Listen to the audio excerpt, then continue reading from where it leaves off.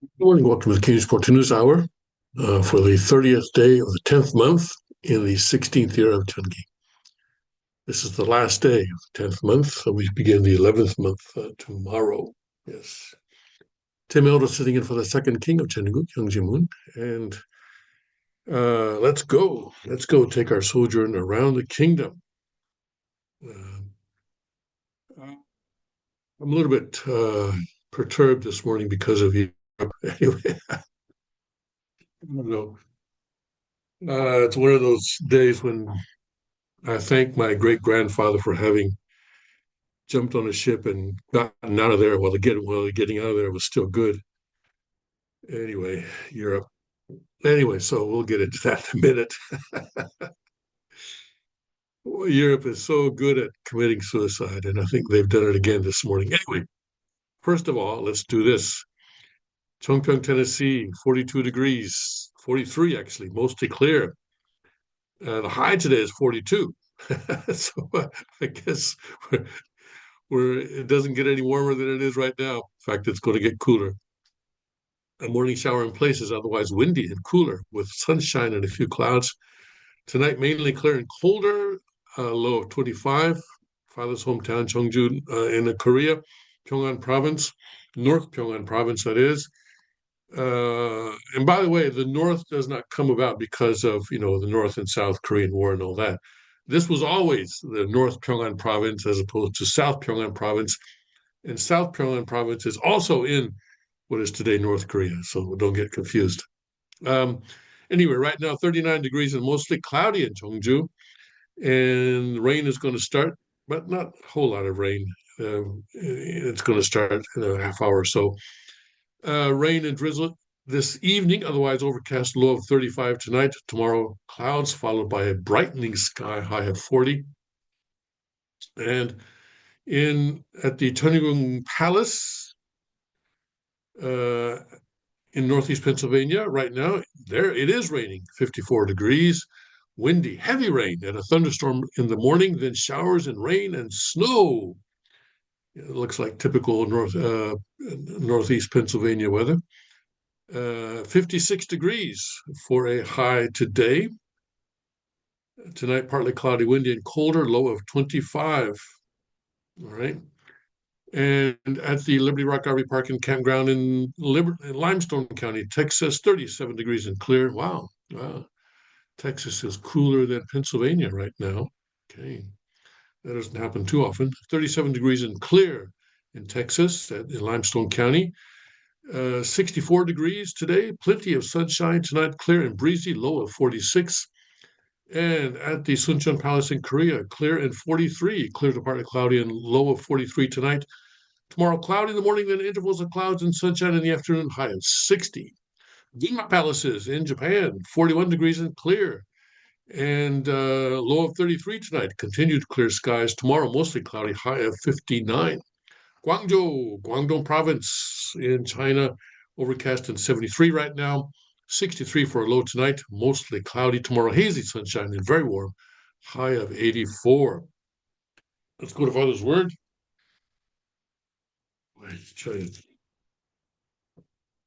Let's see here. The book on the true families, chapter 4. Beginning of chapter 4. I think we've been here a few times, actually. The course of life centering on love. And the first section is titled, Why Are Human Beings Born? Well, you know, when Father brings us to the same page over and over again, it's usually because we didn't get it the first time, or the second time, or the third time, or maybe because he wants us to do another paragraph on the page. Let's see here. All right, well, let's do this paragraph. This is a Father. This is a sentence that Father uses a number of times, and it's used here. So it's a beautiful sentence. Uh,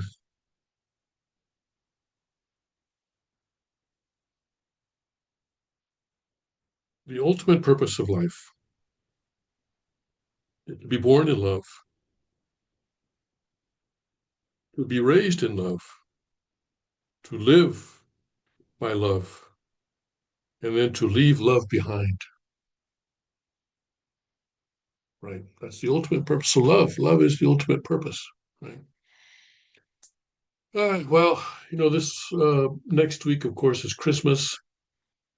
And so, there's a lot of talk about family these days. And if you look at, the Christmas specials, it's all about love and family and everything like that, which is actually pretty uh, depressing for people who are separated from their families or maybe don't have contact with their families. Uh,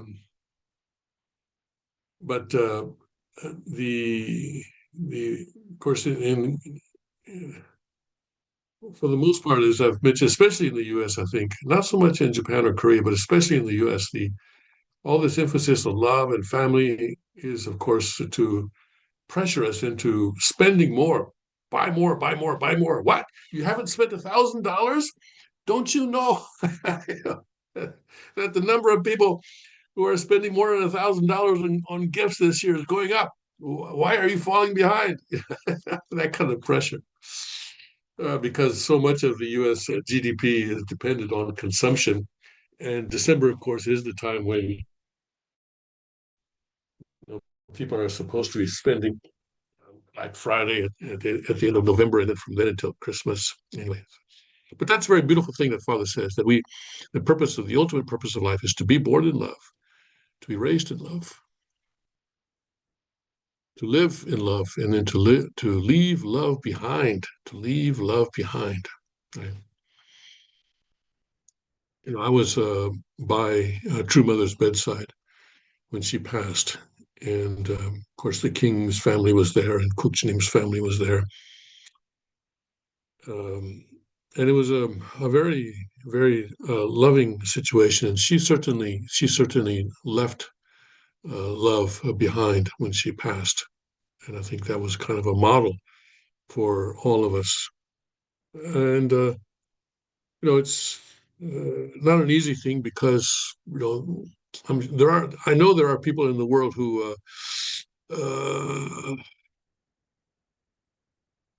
who I have hurt and who don't think too well of me. And I know there are such people in the world.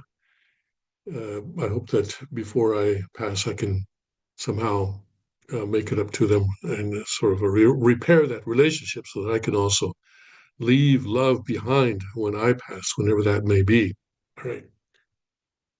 All right. So, yes. So let's go to what foolish thing the Europeans have done now. Where were we here? Okay, here we go. Okay. So let me bring up the CNN article here. Okay, so here.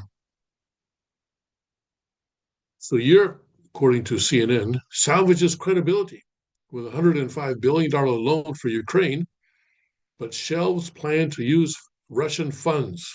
All right, so far so good, right? There's nothing wrong with that headline, all right? It's good that they're salvaging credibility. It's good that they've decided not to use the frozen Russian assets for this $105 billion loan to Ukraine.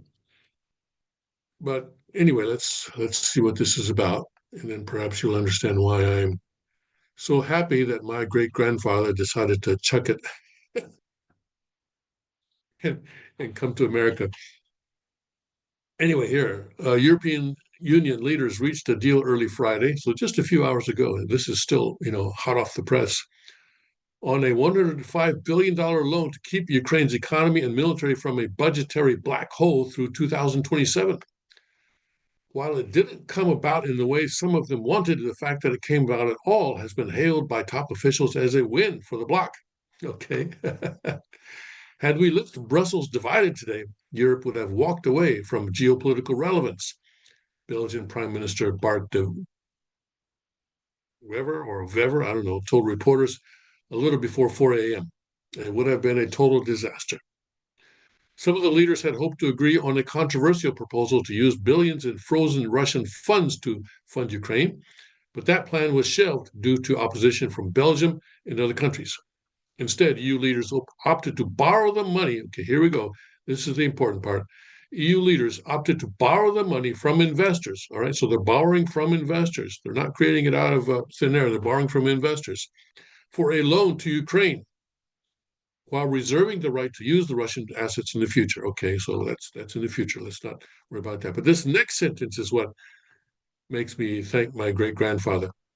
Under the deal, Kiev will not have to pay back the money until Russia pays reparations at the end of the conflict. Now let's sit back and think about that.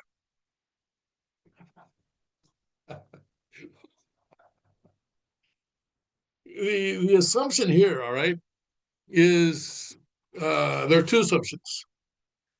One is that the war is going to end.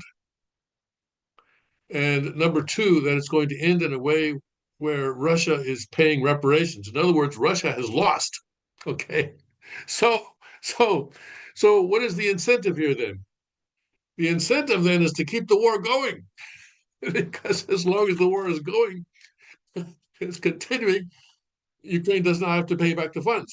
Number two, the incentive is for Ukraine to never agree to a peace deal unless that deal involves Russia paying reparations, which I think is not going to happen. Okay? So right now the European leaders have said, let's just keep this thing going. Okay, this is a 20-year war, guys. This is a 20-year war at least. I know in European history, 20 years is not a big deal. They've had 30 years war. They've had the 100 years war. Of course, those were not actually, day-to-day wars. They're sporadic, on again, off again wars. And and this is this is the thing. Even in the past, okay, when European kings decided that they would keep a war going for decades and stuff like that, um, they had to have the money to do it with. Okay, and back in those days, they couldn't just create money out of thin air like their central banks can today. So they would run out of money, and then they say, okay, well, we don't have any more money to pay the soldiers. We don't have any money to buy the bullets or the guns. So let's take a break. Okay, let's take a break, and let's tax the people, all right, for a few years until we build up, a budget that we can start the war again. But now central banks can, they simply, well, these people borrowed it from investors, but central banks can now create money and uh, keep, and that's how the U.S. was in Afghanistan for 20 years. Afghanistan was the longest war in U.S. history, and how was that possible? Because of central banks, because of the Fed. Just saying, okay, yeah, you guys just spend as much as you want, and basically the Treasury Department can issue these bonds, and of course, the banks are going to buy those bonds. I know, but eventually the Fed is going to buy them, and it's just kind of a shell game. So that's how in modern times now, war can go on forever. And this is what the Europeans agreed to this morning, to basically to keep the Ukraine war going on forever. I hope President Trump, uh, learning about this over breakfast this morning, is saying to himself, "Okay, this is it. This is it. This is my cue to get the heck out of Ukraine." You know, if the Europeans want to do 20 years, 30 years, 100 years war in Ukraine, that's up to them. But come on, we've already had one 20 years war recently, and America's not going to do it again. Aside from the fact that we've got a multi-decade war going on with China already. So anyway, thank you, great grandfather elder. Right? This is just no. Oh my goodness. This is, oh my goodness. This is terrible for Europeans and, and for the world, because now what's going to happen? Uh, this is just going to grind on, and European economy is in difficulty already, and it's going to get worse and worse and worse and worse and worse. And they said, well, uh, we would have walked away from geopolitical relevance, but basically they're just kicking that can down the road, because in the long term, that's exactly what's going to happen to Europe. You're going to be walking away from geopolitical relevance. Sad, sad, sad, sad, sad, sad, sad, sad, sad. Let's look at that sentence once again. This is a historic sentence.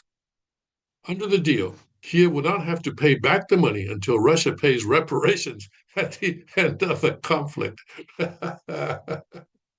So the conflict is not going to have an end. Not going to have an end. It's just going to keep on going. Okay. All right. Anyway, let's see what else is going on here. The funds unlocked by the loan will be welcomed in Kiev as it battles to hold off Russian battlefield gains on negotiating with Washington over a plan to end the war.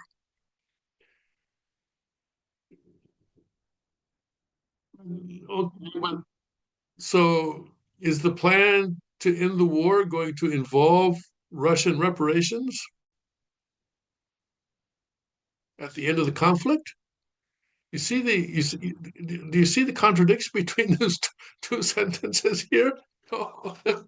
On one hand, they're negotiating with Washington over a plan to end the war, but over here they say we just got a loan that we don't have to pay back unless Russia pays reparations at the end of the conflict. So, so Europe is going to say, wait. Don't, no, don't agree to that. Don't agree to that, right? You got to wait until Russia is going to be paying reparations, whatever that may be.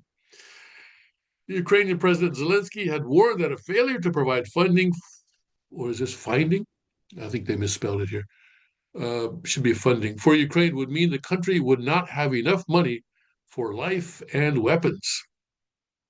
He hailed the 11th hour breakthrough Friday. This is significant support that truly strengthens our resilience, Zelensky wrote on X. It is important that Russian assets remain immobilized and that Ukraine has received a financial security guarantee for the coming years. Thank you for the result and for unity. European leaders also took aim at Moscow. The message we are sending to Russia today is crystal clear. Yes, it is. It is crystal clear. The message is, let's keep this thing going. First, you have not achieved your objectives in Ukraine. Second, Europe stands with Ukraine today, tomorrow, and as long as necessary. Here we go. As long as necessary. Yes, we're coming up on the 4th anniversary of the start of the invasion. And yeah, it's going to go on a whole lot longer. Yes, a whole lot longer. Due in part to the United States cutting funding, Ukraine would have had a funding gap of $160 billion over the next 2 years, according to the forecasts by the IMF. The EU was looking to meet two-thirds of that, or about 105 billion. The idea of using the frozen assets of Russia's central bank wasn't a new one. It was floated from the early days of Russia's 2022 invasion of Ukraine, and it's long seen fierce opposition from European powers. France's President Macron said in the Oval Office in February that touching the Russian funds would be a breach of international law, but earlier this week he expressed support for using the funds. As with so much regarding Western support for Ukraine, yet another red line has fallen. It wasn't all plain sailing. Hungary, Slovakia, and the Czech Republic all agreed to the loan based on EU borrowing, but on condition it would not impact them financially. As for the reparations loan, Belgium, which holds a large majority of the immobilized debt funds, is fearful of future retaliation by Russia or liability if a peace agreement leads to Moscow demanding return of the funds. There you go, right? Yeah.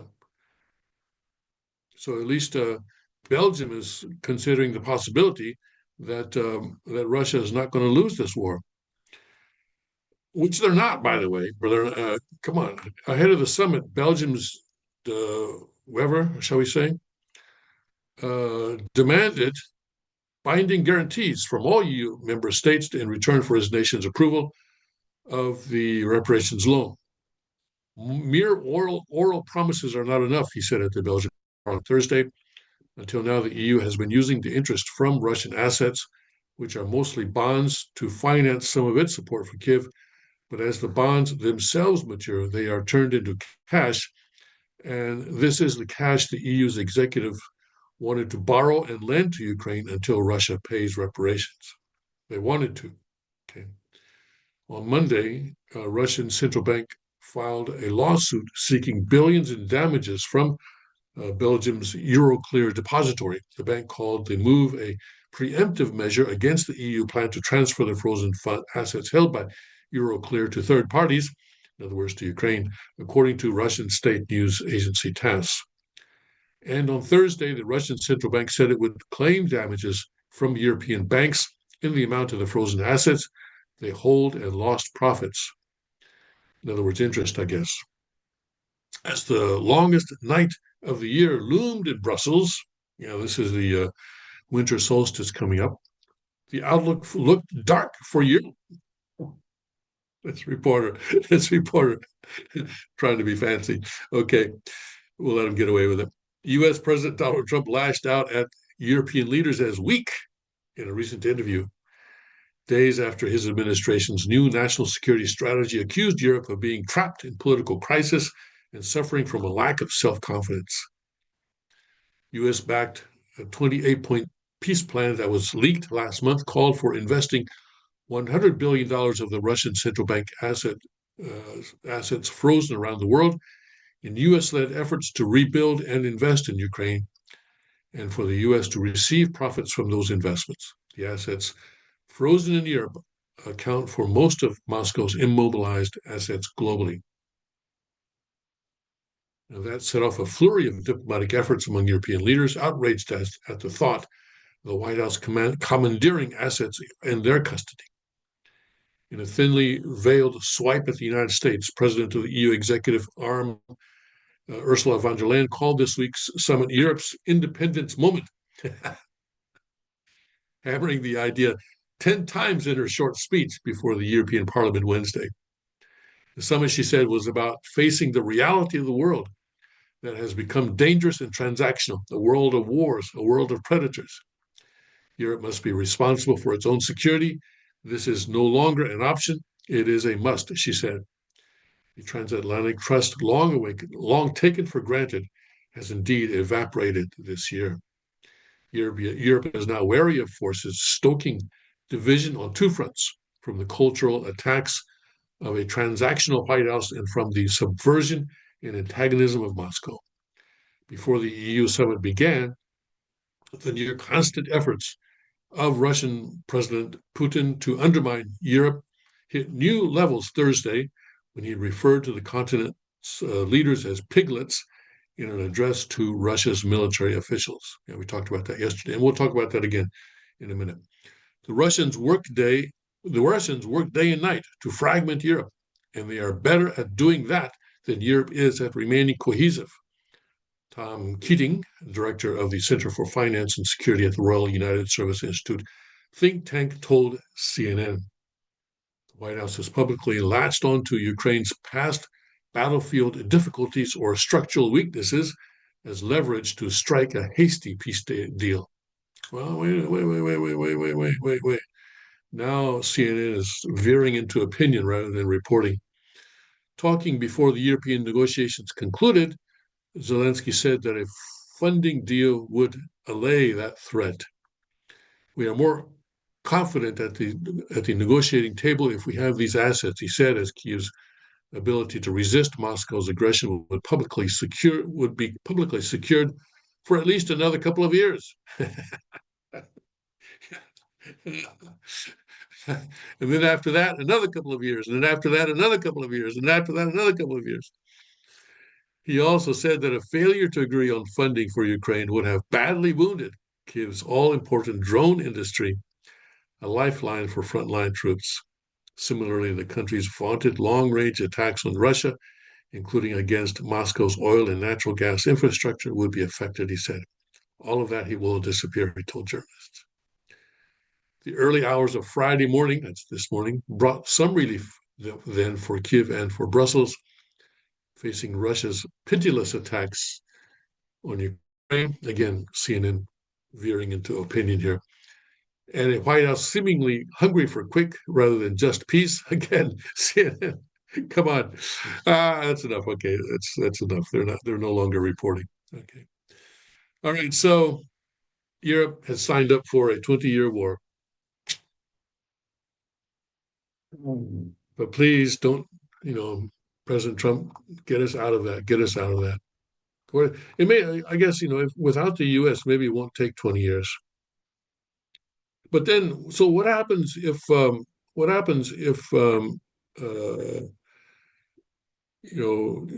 Ukraine loses? In other words, the fighting stops, and Russia has taken over Ukraine in one way or another. Maybe they have a pro-Russian government in Ukraine or whatever. But anyway, basically, Ukraine comes under Russia's sphere of influence. Then what happens to this loan? Well, the apparently they say they borrowed the 105 billion from investors, and we don't know, or at least I don't know. We don't. Well, you and I don't know who those investors are, but those investors are going to want their money back. And I don't know. Maybe it was Soros, quite possibly. Maybe it was. Heaven's sakes, I hope it wasn't the U.S. But anyway, they're going to want their money back, and Europe is going to be on the hook then, because under the terms of the loan, Ukraine is not required to pay that back, right? Because the conflict has ended and Russia is not paying reparations, so Ukraine is not obligated to pay the loan back. So that means that the European Union somehow is going to have to pay that back. And wow, that's going to be something, right? So maybe this is the way in which the European Union comes to an ignominious end because of that 105 billion. Okay. Well, we'll see. We'll see. We'll see what happens with that. Okay. Now, so let's go. We already covered this Putin speech yesterday a little bit, but there's more I think that we can say about it. Perhaps more that needs to be said about it. Here in this is I think something called extra.ie wrote this article. That's what the copyright is. Vladimir Putin has intensified fears of another world war by deploying soldiers in the Baltic Sea and issuing more grave warnings to European leaders as they failed to reach an agreement on more funding for Ukrainian defense. There's intensified fears of another world war, according to this author. Deploying soldiers in the Baltic Sea and issuing more grave warnings to European leaders as they failed to reach an agreement. Actually, this was written before they reached the agreement. So they did reach the agreement, but he's still giving grave warnings. Okay. Western officials have warned that Russia is escalating fears of a broader war by placing armed guards on board sanction-busting oil tankers in the Baltic Sea. The uniformed and armed personnel were spotted by Swedish naval commanders who reported seeing a shadow fleet backed by nearby Russian warships. Now, with all the piracy in the world and, off the coast of Somalia and so forth, you would think that all freighters would have armed guards on them, but they don't. And in fact, shipping companies are very careful not to have guns on their ships. And this is why you look at videos of freighters fighting off pirates. They're using water hoses, and they put what do they put? They put this barbed wire stuff on, around the perimeter of their boat and stuff like that. Uh, they do everything other than use actual firepower or actual weapons. And the reason is one big reason is that many of the countries that they go to, many of the ports where they call, do not allow weapons. Right? That's the reality, right? Many countries don't allow weapons for self-defense or for any reason. You have to be part of the police force or the army or the military of that country in order to have weapons. And so, and I can see, I suppose, for having foreign ships coming in with rifles and stuff like that, that could, be a security threat, I suppose, for the country. So anyway, it's the norm for all these freighters and tankers sailing around the world is that they are unarmed, as kind of ridiculous as that may seem. So here now they find that Russian oil tankers in the Baltic Sea have armed personnel on board. They've been seen. The Swedish Navy has seen these armed personnel on board these Russian tankers in the Baltic Sea. And so this is why they're saying that this is a Russia escalating fears of a broader war. Okay. The move marks one of the first times Moscow is militarily committed to protecting oil exports following extensive Western sanctions at the beginning of the war. So they appeared to be involving their military, although it has been reported that these guards may be just private security. Well, we've seen in the past that in Russia, the line between private security and actual military is kind of vague a lot of times. It is unclear who has allowed them to guard the oil tankers, according to Express. Right, right. This comes after Putin accused European leaders of being little pigs or piglets who are waiting to profit from the collapse of Russia. The comments were made as EU leaders meet in Brussels to try and reach an agreement. All right, and they actually did. Putin said that Europe wanted to get back something they've lost in previous historic periods and to take revenge on Russia. He also blamed former US President Joe Biden for consciously starting the war in Ukraine, which was immediately backed by European little pigs. And there may be something to that, right? Remember Hunter being on the board of the Ukrainian gas company and so forth. So Biden was somehow involved in Ukraine was before the war. He further claimed that Moscow was closer than ever to winning the war in Ukraine by might alone. Well, you know, technically, I suppose that's true. If you are able to move forward 5 feet, then yes, you are closer than ever. Although it's still going to take you a long time to get to your goal. We would prefer to do this and eliminate the root causes of the conflict through diplomacy. We saw that yesterday. However, if the opposing side and the foreign nations refuse to engage in substantive talks, Russia will achieve the liberation of its historical lands by military means. And we saw that yesterday. Okay. And okay, so I think that's basically all that we need to do. I think the rest of the okay, rest of this either same as what we had yesterday. Okay, all right. So so right now they're saying, or at least we're told that the possibility of a World War III. What is a World War anyway?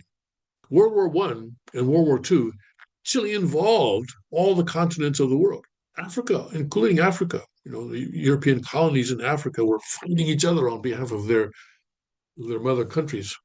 And World War One, Japan was a part of World War One. It was actually on the able side in World War One. It was allied with the UK, allied with the UK, and so they were fighting Germans, and they took over some of the after the war. They took over a couple of the German colonies, or they attacked some of the German colonies during the war. World War II, of course, there was a big war in Asia as well, and even Australia was involved, and Africa was involved, and every continent except Antarctica, I suppose, was involved. So those were actual world wars. But I wonder, if this is between Europe and Russia, perhaps the United States.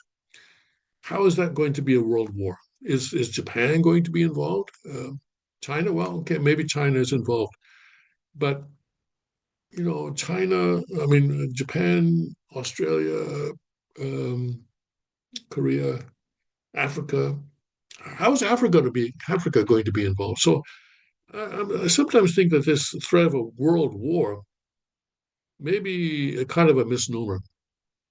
Now, there may be nuclear weapons used. That is true. And certainly, U.S. has to stay out of this and avoid, you know, getting into a direct war with Russia. Anyway, we'll see. We will see. We will see what is going to happen here. Okay. All right. Meanwhile, in Venezuela, things are also escalating there. Maduro is also ordering his navy to escort ships hauling oil-based products defying Trump's blockade. Now, so far, the blockade only uh, blocks the what is it called, the sanctioned ships, and some ships apparently are not sanctioned. And so far, Venezuela is only using the non-sanctioned ships. So they're not a part of the blockade in the first place. But still, kind of a show of force, Maduro is using his navy to escort these non-sanctioned ships, which are not a part of the blockade. He's still using his navy to escort them. The question is, what happens when he starts using these sanctioned ships? What is Trump going to do about that? Is he going to sink them? That would be an actual act of war, wouldn't it? Okay. So we'll see what goes on there. But basically, Maduro is kind of testing Trump, I suppose. And but there was one article, one security expert saying that, oh, Maduro's not going to last very long. That may be true. And that would actually be a good solution to this situation because as things are going now, uh, as things are going now, uh, I think we're going to have actual actual missiles going back and forth, or maybe you know Venezuelan ship being sunk, and then who knows what's going to happen after that. Venezuelan strongman Nicolas Maduro ordered his navy to escort ships carrying petroleum products out of port, a brazen challenge to President Trump's newly declared blockade targeting the country's lifeblood. The Venezuelan Navy on Tuesday and Wednesday escorted 3 tankers carrying Venezuelan urea, petroleum coke, and other oil-based products to Asia. Come on. Why not? Can't just use the C word, right? It's China we're talking about. Okay. According to the New York Times, which cited 3 sources familiar with the ship's movements. None of the vessels that left with the Venezuelan Navy were on the U.S. sanctions list, at least for now. But Maduro's move has increased the risk of a military confrontation. In other words, the U.S. sinking a Venezuelan vessel. U.S. defense analysts have warned. Until now, the Venezuelan president has avoided responding with force and his calling up of the Navy to assist in bucking Trump's blockade represents a new escalation from Caracas' side as Trump aims to drain the dictator's oil revenues with his blockade announced on Tuesday. All right, so here, et cetera, et cetera. Maduro's naval orders came after 4 Panama flag ships headed for Venezuela turned around on December 11th, just one day after the U.S. military seized an oil tanker headed for the country last week. One of the 4 vessels, known as Bella One, was already on the U.S. sanctions list for transporting Iranian oil. The others were Seeker 8 Carina and Euro Victory, according to data from the maritime intelligence firm. All right, so we'll see how this turns out here. Okay. The seized tanker is now located near Cuba. Mhm. Apparently headed for Florida's coast after Trump said the U.S. would take its oil. Mhm. Trump's pressure campaign against the dictator began first by targeting what the U.S. believes is Maduro's other money-making endeavor, drug trafficking. In September, the U.S. began blowing up Venezuelan narco-terrorists and boats transporting drugs from the country. Not all of them going to the U.S., but anyway, uh, coming from Venezuela, so forth and so on. Right, so we'll see how that develops. Meanwhile, let's see here. In other news, North Korea uh, turns out has stolen 3.4 billion dollars in cryptocurrency this year. And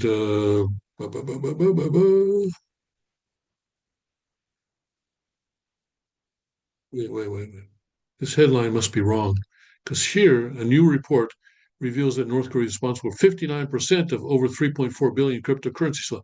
So not, oh, this headline I guess must be wrong because it's 59% of 3.4 billion. So what is that? About, I don't know, two-ish, 2 billion or so, right? And this is, come on, you guys, this is easy to prevent. All right, it is easy to prevent. If you're going to purchase, and I'm not saying that you should or should not, get involved in Bitcoin or cryptocurrency, but if you're going to do it, for heaven's sakes, don't leave your don't leave your coins on exchanges, right? Don't leave your coins on exchanges. Put them in cold custody, hardware wallets, preferably offline, so that they don't get stolen. And I have no sympathy for people who leave their coins on exchanges because they're asking for it. They're asking for it. And also, the other thing is, if a beautiful girl contacts you and tells you, "Oh, I have this investment that I made, and it gave me 10 times my money back in 2 years," so since you're such a nice man and since we're in love with each other, why don't you join me in this investment? If you fall for that, you deserve what you get. Okay, you really do deserve what you get. That is the most foolish thing ever. Why don't you just take your money and dump it in the toilet or something? You'd be better off doing that. But apparently, people fall for that kind of stuff. It's called pig butchering. Pig butchering. These scammers, and there are people in this world. We have to get our mind around this. That there are people in this world whose career, this is their career. All right, this is their career, is to figure out ways to steal money from people. They graduate from high school, they graduate from college, they get a master's degree, and this is their career path. We need to realize this and just be well, use common sense for one thing, and just don't do anything foolish, and do your own research. DYOR. Do your own research. DYOR. So pig butchering is where um, someone will contact, a scam victim, or someone who's going to become a scam victim, and they'll develop a relationship over time. They'll develop a relationship.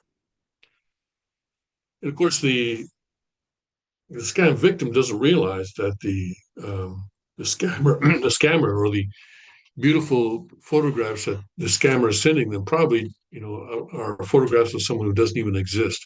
Because now with AI, you can create photographs of people who don't exist, and so this goes on for a while, for weeks or months, and then at some point, then this the scammer will say, "Oh, since we're so close, all right, since we're so close, and since we trust each other now, uh, I'm going to give you a special deal. I'm going to tell you a secret investment that is going to bring all kinds of wealth to you. And I'm only doing this because I love you and because I trust you and everything like that." But of course, it doesn't exist. So you send however much, whether it's $10,000 or whatever, and that's the last you ever see of the money. Okay. And since it's done internationally, there's really no recourse. And this is what recently it was discovered. Well, I did a story on this a few months back, where there was a city in what is it, Cambodia, a city populated by scammers and nothing else. Scammers. It was a scammer city. And just in the last few weeks, finally, the Cambodian government or military has done something about this, and they've they've taken the people in, but there were thousands of people who were, many of them were kidnapped or taken there under false pretenses and put into sort of a slavery type situation and forced to do these things, and they were punished if they didn't have results and that kind of thing. Finally, in the last few weeks, Cambodia and Thailand also have been doing something about this, but it's just going to happen somewhere else. It's just going to happen somewhere else because we live in a world where internet is available everywhere.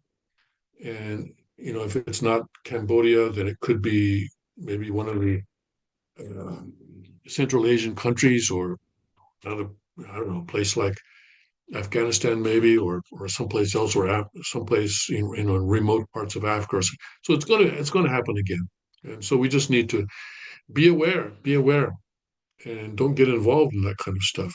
And eventually, you just have to use common sense and do your own research. And just remember that if it sounds too good to be true, it probably is. And of course, uh, people in cryptocurrency will often tell you, not your keys, not your coins. Okay, so that means have self custody of your coins, because people who buy the ETFs, for example, you don't actually have the keys to your coins, right? It's BlackRock or maybe it's Coinbase that is actually keeping those coins on your behalf, and you just have an IOU. So anyway, just so I don't know if you want to support the North Korean economy, that's one thing, but not necessary, not necessary. Okay. All right, let's see. Okay, yesterday President Trump got some good news.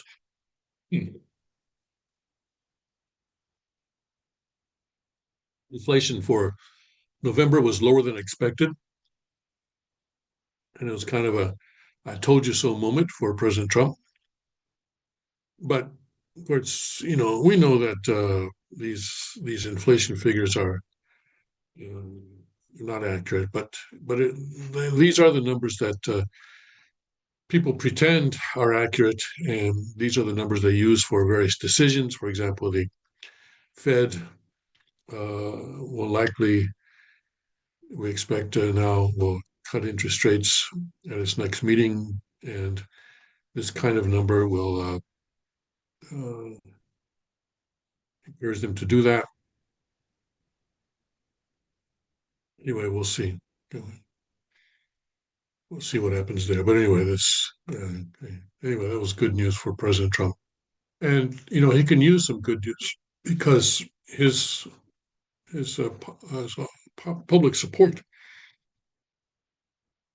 It's not doing well, as you can see here. It's better than it was a couple of weeks ago, but still, it's still at the basically the low end of his term of this current term. He started out with 56% when he was first inaugurated, but that basically has been on a downward slope ever since then. And it needs to start going the other way because you got an election coming up now in less than 11 months. He's strongly disapprove. The red is strongly disapprove. And the green is the strongly approve, barely hanging on to 30% there for strongly approve. So yeah, he needs to do something about that, I suppose. But sometimes I think that President Trump has decided, hey, you know what? I don't care. I've got 4 years to do what I need to do, and I'm just going to do it and let the cards fall where they may. And if American people are not intelligent enough to realize that what I'm doing is good for the country, then let them deal with the consequences. Sometimes I feel as though he's thinking that way, that he's not really too worried about or not really too concerned about the public opinion. But I think he is, though. I think he is. He wants people to understand that he's doing his best for the country. And as I mentioned yesterday, he actually, he got into this not because he wanted power, not because he wanted money, but because he truly loved his country and he thought that the country was going in the wrong direction, and uh, he wanted to put it in the right direction. And fortunately, um, well, enough voters agreed with him in 2016 and then again in 2024, so that he could be in the White House for 2 terms, not 2 consecutive terms, but for 2 terms to put the country in the right direction. And I think whatever happens, he's certainly going to be a very historic president, and historic in a very positive way. One thing he needs to do is to get us out of Ukraine. That's going to be a 20-year war unless Ukraine loses. But that also Russia's not making progress all that quickly, and so it's going to take them for a long time, at least 10 years, to defeat Ukraine. It looks like. I don't know. I'm not a military expert, but that's what it appears to be. All right. Let me see what else is going on here. Let's go to Epic Times and see what's going on there.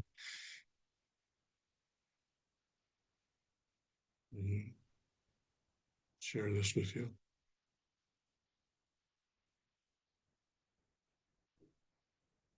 All right. Oh, yeah. President Trump is sending uh, some money to service members, and on the face of it, this is it's a nice thing to do. But I'm sorry, pour cold water on this, but this is basically what CBDCs do, right? The idea with CBDCs is that you can program it so that the money goes to some people and not to others. And I know President Trump has nothing but good intentions here, but we know what good intentions, what they'd lead to. What is it? And I never did figure out who actually said this, but that the road to hell is paved with good intentions. And I'm afraid that this is sort of going to be another step in the direction of CBDCs, central bank digital currencies. Certainly, if any future Democrat administration will use this as an excuse, as a precedent, and say, well, let's give a special bonus to people in congressional districts that voted Democrat, for example. I mean, who knows? I mean, that could be kind of an extreme case, but it's possible. Uh, anyway, so yeah, well. Hank says to revamp Chaplain Corps, scrap spiritual guide offering New Age notions. Well, that's a good idea. Okay. and military strikes two boats in the Eastern Pacific. They'll be, in other words, off the coast of either California or Baja California, I suppose, or Mexico there in the Pacific. Okay.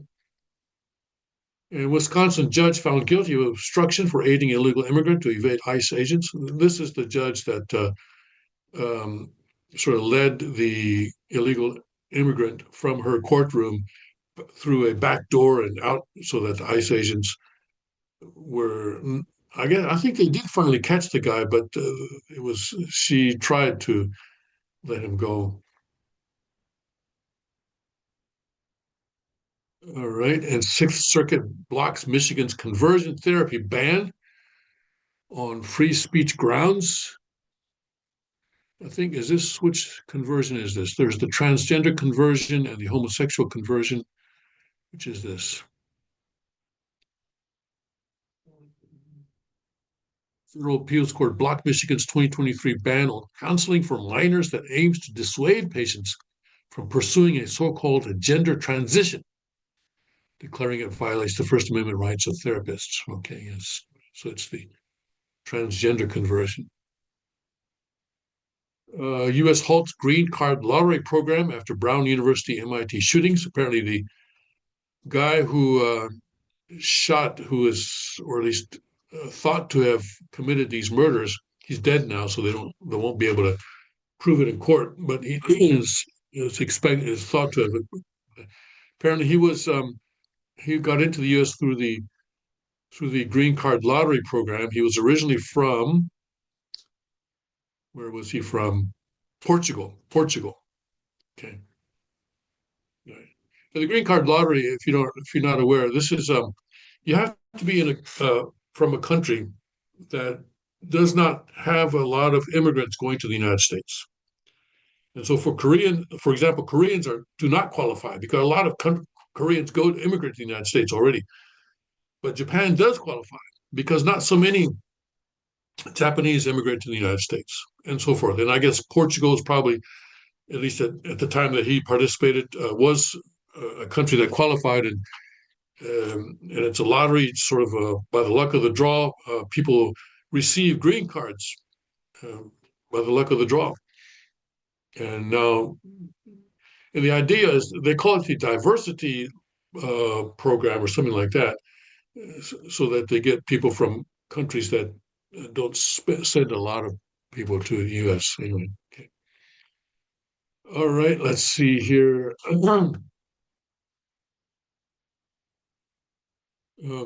Okay, global Mexican drug cartel member accused of faking his death is sentenced to 11 plus years in U.S. prison. All right, okay. Guess he didn't do a very good job of faking the death. Okay, I guess that's about it there. Safer roads, more work. Truckers welcome crackdown on illegal drivers. Okay, let's go to Breitbart, see what's going on there. Okay, Trump's Christmas message head fake. Okay, okay. It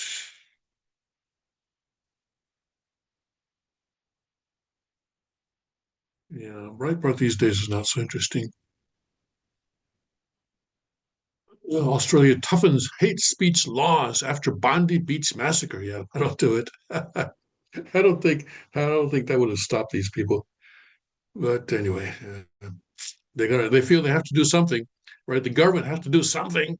No, but actually, um, what they should be doing is strengthening uh, heterosexual two-parent families.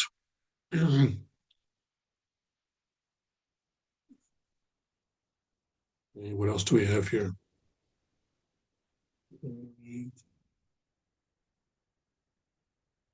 This inflation report vindicates Trump, embarrasses his critics. Well, each month is different. We'll see what next month is.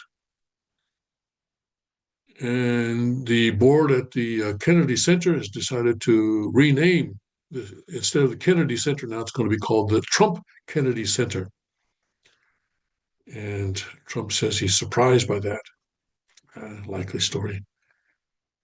Oh, yes, and he signed an executive order reclassifying marijuana as Schedule 3 drug instead of Schedule 1. In other words, until now, it's been in the same category as heroin and cocaine, but now they've, oh, look at that, oh, forbidden. They won't let me read this. Now it's going to be in the same or in a much looser category where it's not going to be banned quite as severely as it has been.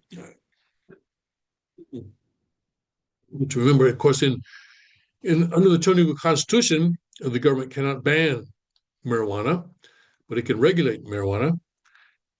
But also under the Tony Constitution, the size of government is held small, is kept small, so that families become stronger and parents are more able to better able to pass down their values because government's not involved in education or welfare. And so on the one hand, you have, okay, marijuana not being banned, but on the other hand, you have strong families. And so families are able to educate their children about this kind of thing and so forth. And you don't have children, being brainwashed by their peers at public school and stuff like that. All right, gotta go. I will see you tomorrow, right? Yes, the first day of the 11th month, I will be here. God bless, Godspeed, and may his kingdom come quickly.